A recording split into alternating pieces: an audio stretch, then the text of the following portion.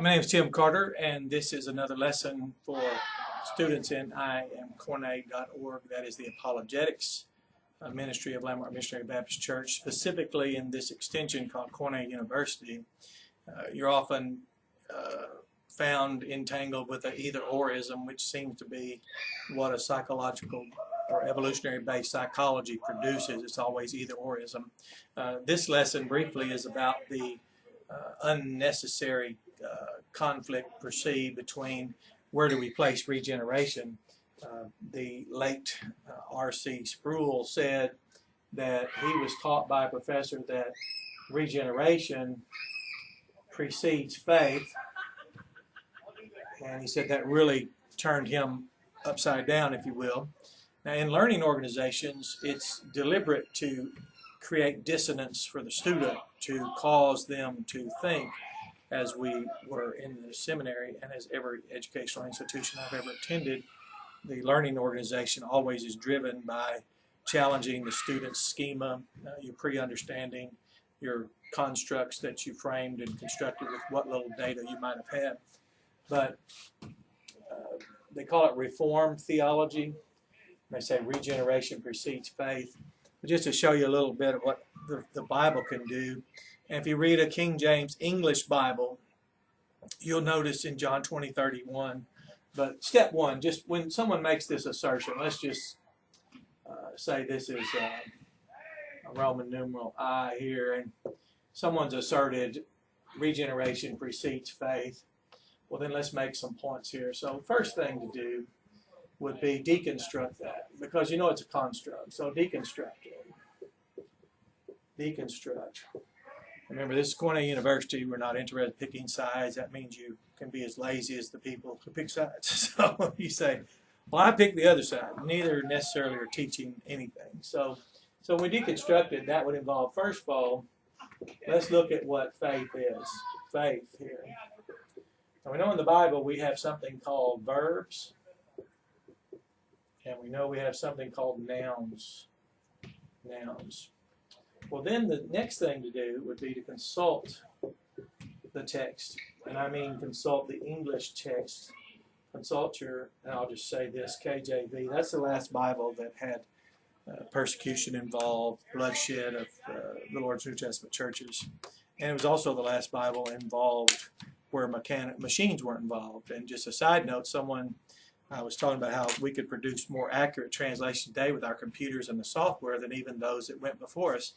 Well, that's true because we're using machines and mechanical devices. That would not have anything to do with the process of preservation and inspiration to which historically people are often referencing.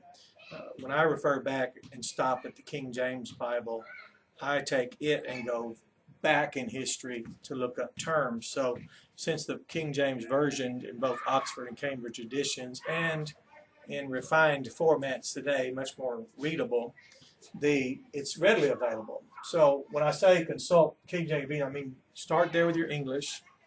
I use Oxford, but you can go to John 20:31. It says, these things are written that ye might believe that Jesus is the Christ, the Son of God, and believing you might have life in his name. Now, I didn't read that, so I hope I quote that. But what I want to make sure I said in that verse was, you'll notice you have believe,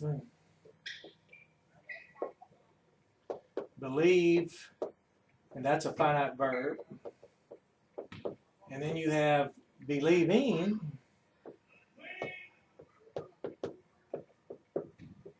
and you'll find out that's a participle.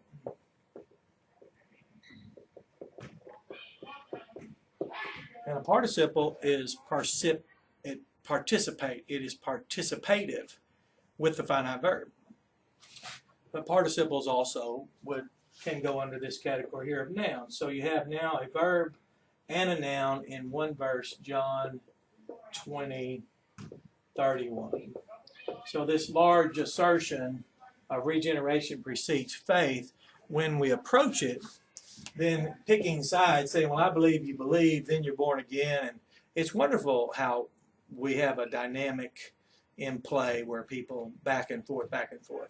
It's just that as someone who was trained in hermeneutics, who was trained in the tools, languages, and then trained in theology, I was given approaches that save you a lot of grief and get us to where, as the Lord's churches have always been, we just need to know what the truth is, since we're the pillar and the ground of the truth. That's why I say an individual, certainly not the church, because an individual is not the pillar and the ground of the truth.